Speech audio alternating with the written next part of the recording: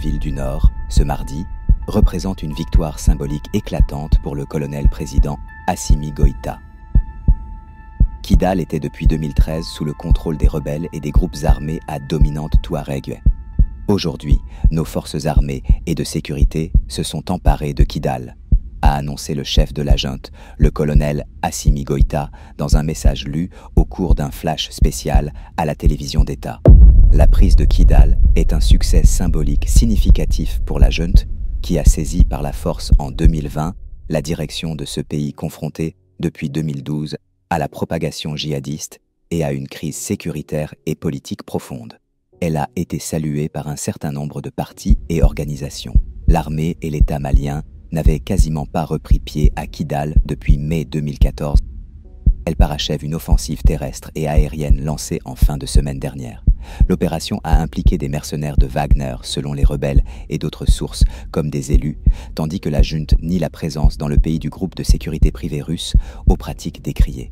Les rebelles séparatistes ont fait couper vendredi le réseau de téléphone alors que l'armée progressait vers la ville. Le chef de la junte a parlé de lourdes pertes infligées à l'ennemi. Notre mission n'est pas achevée. Je rappelle qu'elle consiste à recouvrer et à sécuriser l'intégrité du territoire, a-t-il dit. Le chef de la diplomatie malienne, Abdoulaye Diop, a parlé sur les réseaux sociaux d'avancées considérables qui démontrent la pertinence des choix stratégiques opérés par le Mali. L'affront est lavé.